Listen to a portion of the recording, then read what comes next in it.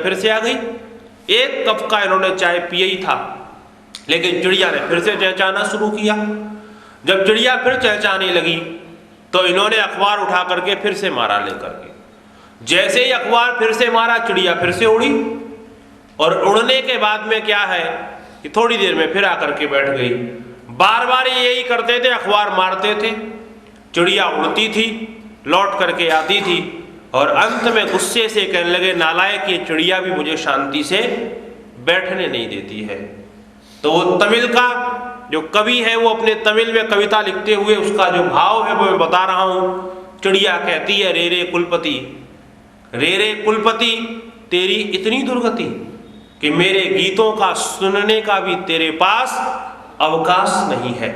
आप विचार करके देखिएगा, उस कुलपति के पास पद के स्तर पर कोई कमी नहीं है, उस कुलपति के पास धन के स्तर पर कोई कमी नहीं है, उस कुलपति के पास वैभव और संपत्ति और घर के स्तर पर कोई कमी नहीं है, उस कुलपति के पास पहचान के स्तर पर कोई कमी नहीं है।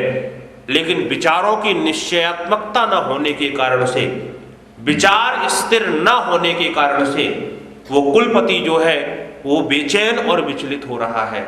आप देखेंगे विचारों की निश्चयात्मकता जब मनुष्य के जीवन के अंदर आ जाती है तो मनुष्य झोपड़ी के अंदर रह करके भी प्रसन्नता का अनुभव करता है। जो भी स्थिति उसके सामने आती है उस स्थिति का वो समाधान करने का प्रयत्न करता है। और एक बात का हमेशा ये ध्यान रखना कि जीवन के अंदर जब आपत्ति आए तो स्वभावतः मनुष्य आपको छोड़ना प्रारंभ कर देंगे। जब आपके पास समृद्धि होगी, आपके पास वैभव होगा, आपके उन्नति के अवसर होंगे, तो सारे लोग आपके पास में होंगे, और जैसे ही आपके जीवन के अंदर पतन प्रारंभ होगा तो सारे लोग आपको छोड़ छोड़ करके जाना प्रारंभ कर देंगे। और उस समय व्यक्ति बड़ा टूट जाता है कि साहब मैंने उसके लिए ये किया और आज वो मुझे छोड़ करके चला गया। अरे उससे तो ये आशा ना थी, उससे तो ये कल्पना हम करते थे कि हमारा सहयोग करेगा। जब ऐसी स्थिति आए तो अपने विचारों को फिर से यथार्थवादी बनाना और वहां पर ये चिंतन करना, ये सोचना कि जो मुझे छोड़ करके गया है उसको इतना मेरे ऊपर विश्वास है कि इस आपत्ति से मैं अकेले ही निकल सकता हूं, इसलिए वो मुझे छोड़ करके चला गया। आप अपने विचारों के अंदर दिन प्रतिदिन परिवर्तन करते जाइए, चाहे सुख हो चाहे दुख हो, क्योंकि गीता के अंदर योगेश्वर कृष्ण कहते हैं वही व्यक्ति सफल होता है सुख दुखे समय कृत्वा हानि लाभो जया जयो। सुख आया तब भी हमारे विचार पवित्र होंगे, दुख आया हम अंदर से बेचैन विचलित नहीं होंगे, हमारे जीवन के अंदर हानि हुई उसको भी हम संभालने का प्रयत्न करेंगे, लाभ आएगा ऐसा नहीं होगा कि हम फूले न समाये। जीवन के अंदर अपयश आया कोई बात नहीं, जीवन के अंदर यश आया कोई बात नहीं, अपने आप को स्थिर बना करके चले, और वो स्थिरता कोई बाहर से चिपकाई नहीं जाएगी। ऐसा नहीं है कि हम अच्छे जैसे कपड़े पहन लेते हैं ऐसे ही जीवन की वो स्थिरता बाहर से चिपक जाएगी, उसको तो अंदर से ही चिपकाना पड़ेगा। और अपने को सारी स्थितियों में एक जैसा रखने का प्रयत्न करें और ये मान करके चले कि मेरे जीवन की अच्छाई या बुराई मेरे विचारों पर निर्भर करती है। अगर मेरे विचार हैं अच्छे हैं तो मैं दुनिया के काम में आ सकता हूं, और मेरे विचार अगर गलत हैं तो मैं दुनिया के किसी काम का नहीं हूं। मैं एक बार सुंदर नहीं हूं चलेगा, मैं एक बार पतला हूं चलेगा, मैं मोटा हूं चलेगा, एक बार मैं धन विहीन हूं वो भी चलेगा। अगर मेरे विचार उत्तम हैं तो दुनिया के लोग मुझसे प्रेम करेंगे। मैं बहुत सुंदर हूं तो एक बार मुझे देख करके कोई मुझसे प्रेम कर ले, लेकिन अगर मेरे विचार दूषित हैं तो कोई भी व्यक्ति मेरे पास रहना पसंद नहीं करेगा। आप कल्पना करके देखिए, आचार्य चाणक्य जैसा व्यक्ति जिसके पास में न तो रूप था, न जिसके पास रंग था, न जिसका चेहरा बहुत अच्छा, न शरीर कोई बहुत ज्यादा बलवान, लेकिन दुनिया आज भी उनके चरणों की ओर चलने का प्रयत्न कर रही है। जिस तरफ उन्होंने कदम बढ़ाए दुनिया के लोग उस ओर चलना प्रारंभ कर रहे हैं, उसका केवल कारण था कि उनके विचार बहुत अच्छे थे, बहुत उत्तम थे। अपने विचारों को हम उन्नत करें, विचारों को मजबूत करें, विचारों को अच्छे करें, और विचार जब अच्छे हो जाते हैं दुनिया में हमारी कीमत हो जाती है। दक्षिण के अंदर एक संत हुए, त्रिवल्लुवर उनका नाम था। कहते हैं कि वो संत अद्भुत संत थे और उनको कभी गुस्सा नहीं आता था। और ये बातों का कई बार लोगों ने परीक्षण किया कि ऐसा कैसे हो सकता है कि आदमी को गुस्सा ना आए। गुस्सा उसको तभी तक नहीं आएगा जब तक उसका कोई काम ना बिगड़े। लोगों ने काम बिगाड़ बिगाड़ करके देखे तो त्रिवल्लुवर जो थे वो क्या करते थे, बुधवार के दिन वहां पर एक बाजार लगा करता था, तो उसमें कपड़े का वो व्यापार किया करते थे। और एक दिन में जितनी कमाई हो जाती थी अपना पूरा का पूरा सप्ताह उसी में वो निकाल देते थे। तो बुधवार के दिन बाजार लगा करके बैठे थे, कपड़े को लेकर के बैठे थे। कुछ यूनिवर्सिटी के छात्र आए, उन्होंने सोचा आज बाबा को गुस्सा दिलवाते हैं। और लोग कहते हैं इनको गुस्सा नहीं आता, ऐसे कैसे नहीं आएगा, हम देखते हैं कैसे नहीं आता। तो नवयुवकों ने मजाक करते हुए कहा बाबा ये धोती कितने की है? तो त्रिवल्लुवर ने कहा 1 रुपया की। अब पुराने लोग बैठे हुए, आपको पता होगा पहले 1 रुपया जो है वो 100 पैसे का नहीं होता था। पहले का जो 1 रुपया जो है वो 64 पैसे का होता था। तो उन्होंने कहा 1 रुपया का 64 पैसे का। अब उन छात्रों को तो गुस्सा दिलवाना था। उन्होंने धोती को लिया और लेने के बाद बीच में से फाड़ दिया। कहा बाबा अब कितने की है? अब कल्पना करके देखिएगा, हमारा कोई नया सामान अगर बीच में से फाड़ दे तो गुस्सा आना तो स्वाभाविक है। लेकिन त्रिवल्लुवर ने हंसते हुए कहा भैया 32 पैसे की। उन्होंने कहा बाबा को तो गुस्सा आया नहीं। कहा चलो एक काम करते, फिर से इसको फाड़ते हैं। साहब बीच में से धोती को फिर से लेकर के फाड़ा। पूछा अब कितने की है? तो उन्होंने मुस्कुराते हुए कहा 16 पैसे की। कहते उन्होंने फिर से धोती को बीच में से फाड़ा। बोले बाबा अब कितने की है? कहने लगे 8 पैसे की। धोती को फिर से फाड़ा। बोले अब कितने की? बोले 4 पैसे की।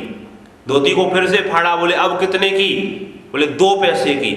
कहते धोती को फिर से फाड़ा। बोले अब कितने की बाबा? बोले 1 पैसे की। कहते धोती को फिर से उन्होंने फाड़ा। बोले अब कितने की है? त्रिवल्लुवर कहने लगे अब फ्री में ले जाओ। बोले बाबा क्यों फ्री में ले जाएं? बोले अब तो धोती बची कहाँ है, अभी अब तो ये रूमाल बन गई। तो बोले पहले तो तुम बता रहे थे 1 रुपए की है और अब कहते हो फ्री में ले जाओ। तो उन्होंने एक बहुत अच्छी बात की। उन्होंने कहा बेटा कीमत उसकी होती है जो किसी के काम आती है। अब ये किसी के काम की नहीं रही है, इसलिए इसकी अब कोई कीमत नहीं है। दुनिया के अंदर हम लोगों की कीमत तब तक है जब तक हम किसी के काम में आ सकते हैं। और किसी के काम में हम कब आएंगे? जब हमारे विचारों के अंदर स्थिरता आ जाएगी। और आप देखेंगे ये दुनिया के अंदर विचारों का ऐसा खेल होता है, आपके चिंतन के ऊपर ही तो निर्भर करता है कि आप मनुष्य हैं या आप पशु हैं या आपके अंदर देवत्व के भाव हैं। ये केवल विचारों का खेल है। अगर विचार अच्छे हैं तो मनुष्य देवत्व को प्राप्त कर लेता है, और विचार अच्छे नहीं है तो वही काम एक सामान्य सा व्यक्ति करेगा, और उसी काम को जब कोई दूसरा आदमी करेगा तो दोनों के कामों में अंतर हो जाएगा। कल्पना करके देखिएगा, 3 मजदूरों को आप लेकर के आइए और उनसे कहिए हमको एक घर बनवाना है, ये सुंदर सा एक मंदिर हम बनवाना चाहते हैं या यज्ञशाला का निर्माण करवाना चाहते हैं, तो यज्ञशाला बनाओ। तो वो क्या करेंगे? यज्ञशाला बनाना शुरू करेंगे। अब धीरे से एक मजदूर के पास जाओ और उससे पूछना भाई साहब क्या कर रहे हो? तो तीनों एक ही काम कर रहे हैं, लेकिन एक से पूछोगे तो वो कहेगा रोजी कमा रहा हूं, पेट पालना है इसलिए मजदूरी कर रहा हूं।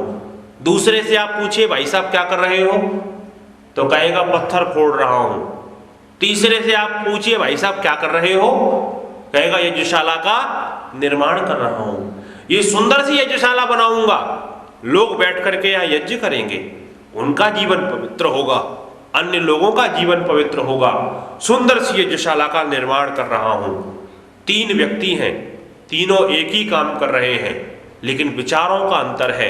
एक की दृष्टि में वो पत्थर फोड़ना है, एक की दृष्टि में वो रोजी कमाना है और एक की दृष्टि में यज्ञशाला का निर्माण करना है।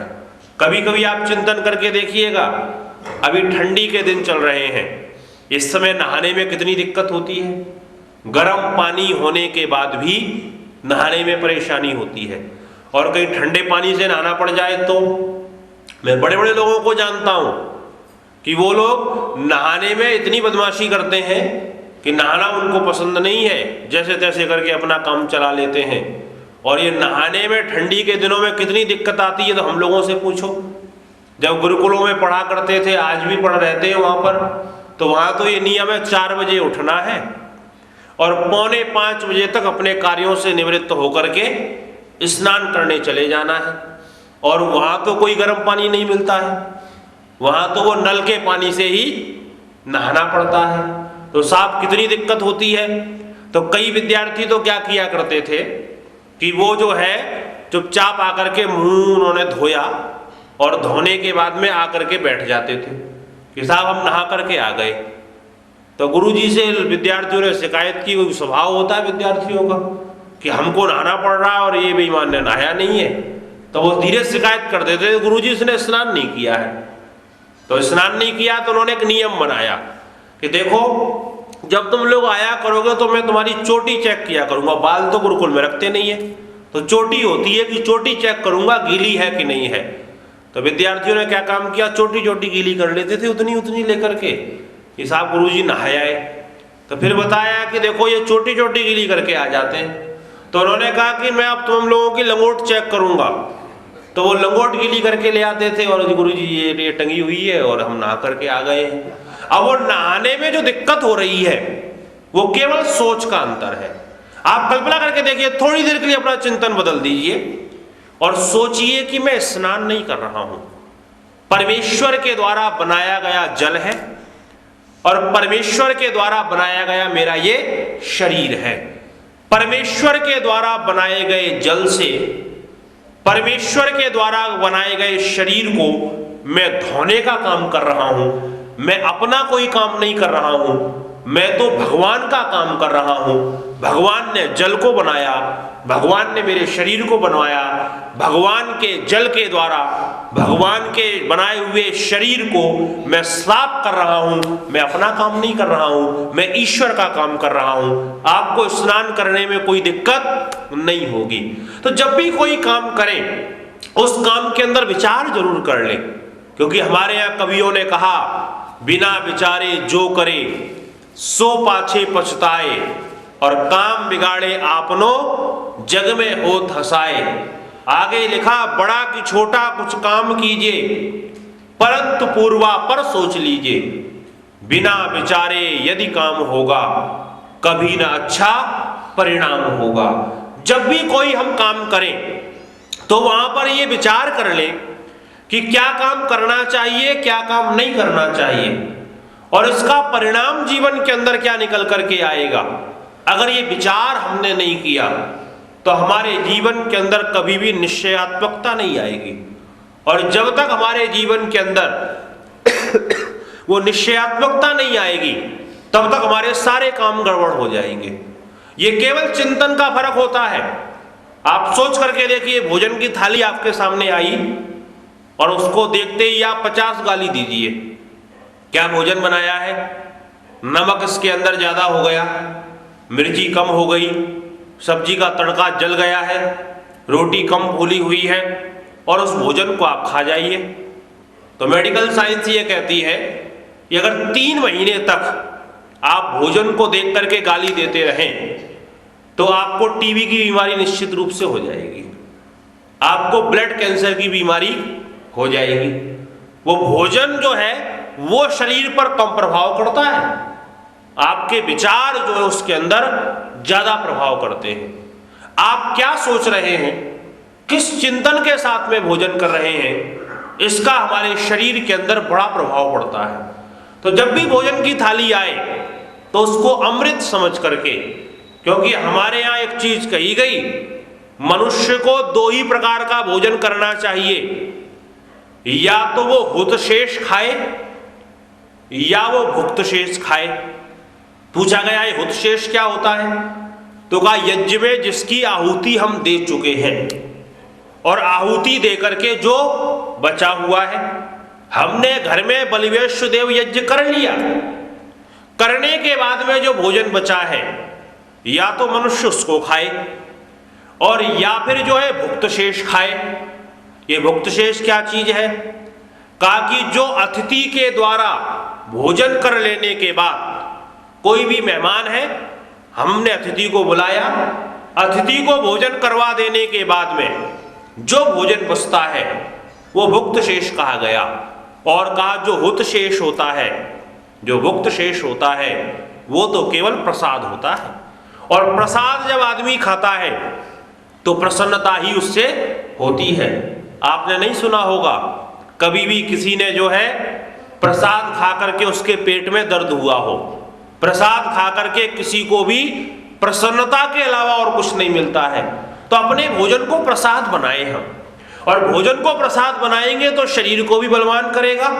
आप सूखी रोटी खाएं लेकिन प्रसन्नता पूर्वक खाएंगे तो शरीर में लगेगा, और पकवान खाएं और अगर प्रसन्न मन से नहीं खा रहे हैं तो वो हमारे शरीर में लगने वाला नहीं है। कुछ दिन पहले वैज्ञानिकों ने एक सर्वेक्षण किया कि प्रसन्नता और अप्रसन्नता का भोजन पर प्रभाव क्या पड़ता है। तो एक बिल्ली के ऊपर उन्होंने जो है प्रयोग करके देखा। एक बिल्ली को कांच के एक बर्तन में बंद कर दिया और उसके ऑक्सीजन आदि जाने की वहां व्यवस्था कर दी गई, और उससे पहले बिल्ली को एक चूहा खिला दिया गया। बिल्ली ने चूहा खाया और खाने के बाद बिल्ली को उस कांच के अंदर बंद कर दिया गया। जब साहब वो बिल्ली को बंद कर दिया कांच के अंदर, तो एक कुत्ते को उसके ऊपर छोड़ दिया गया। अब कांच के अंदर बिल्ली तो सुरक्षित है, लेकिन जब कुत्ता उसके ऊपर झपटता था तो कांच में से दिखाई देता था कि बिल्कुल वो मेरे पास आ गया। अब बिल्ली कभी भाग करके इधर जाती थी, कभी उधर जाती थी, कभी इधर जाती थी, और 1.5 घंटे तक ये प्रक्रिया चलती रही, और अंत में डर के कारण से बिल्ली की मृत्यु हो गई। जब मृत्यु हुई बिल्ली मर गई। तो मरने के बाद वैज्ञानिकों ने सबसे पहले उसके पेट को फाड़ा, और फाड़ करके जब उसके आमाशय को देखा तो वो जो चूहा था वो चूहा वैसे का वैसा ही रखा हुआ था, उसमें पचने की प्रक्रिया प्रारंभ नहीं हुई थी। आप कल्पना करके देखिएगा, 1.5 घंटे हो गए हैं, 1.5 घंटे के अंदर पशुओं का जो शरीर होता है उसकी एक व्यवस्था होती है। जो हम मनुष्यों का शरीर है तो हमारे शरीर में से तो 2.5 से 3 घंटे के अंदर आमाशय से भोजन आगे निकल जाता है, दूसरी जगह व्यवस्थाओं में चला जाता है। लेकिन जो मांसाहारी पशु होते हैं इनका जो है 1 से 1.5 घंटे के अंदर वो आगे चला जाता है। जो आमाशय के अंदर जो मिलना होता है वो मिल जाता है, लेकिन उसके अंदर जो है 1.5 घंटे के बाद भी पचने की प्रक्रिया प्रारंभ नहीं हुई थी। तो वैज्ञानिकों ने फिर उसके ऊपर अध्ययन किया, और अध्ययन करने के बाद ये निश्चय निकाला कि जो डर इसके मन के अंदर चल रहा था, उस डर के कारण से इसके भोजन पचने की जो प्रक्रिया थी वो चलना प्रारंभ नहीं हुई है। तो ये विचारों का प्रभाव हमारे भोजन पर पड़ता है, इन विचारों का प्रभाव हमारे शरीर पर पड़ता है, ये विचारों का प्रभाव जो है हमारे जीवन पर पड़ता है।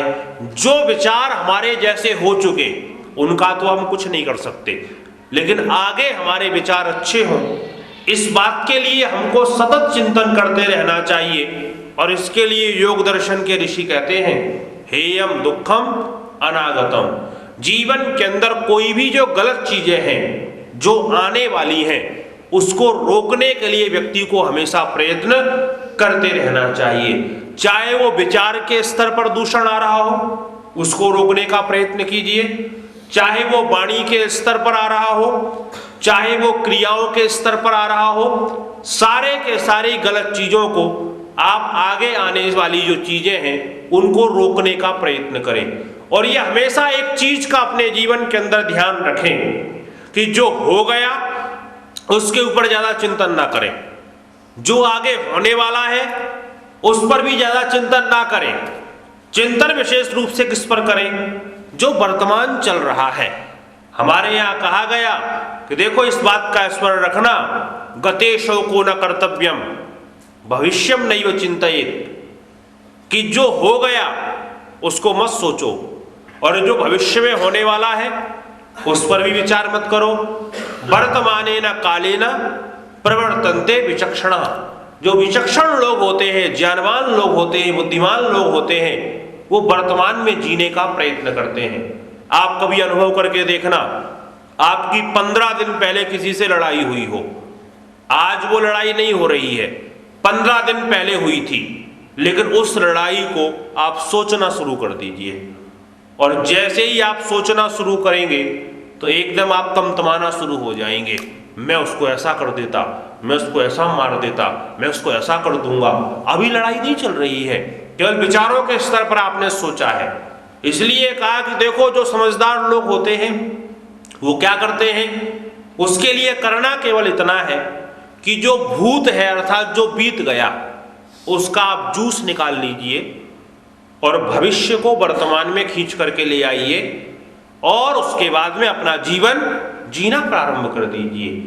तो जो भूत है उसका जूस निकालो, भविष्य को वर्तमान में ले आओ, और वर्तमान में जीते हुए यथार्थवादिता के साथ में अपने चिंतन को, अपने विचारों को ऊंचा बनाते हुए, क्योंकि इस बात का बिल्कुल निश्चय करके चलिएगा कि जिसका जितना छोटा विचार होगा उसके जीवन में उतने ही ज्यादा दुख आएंगे।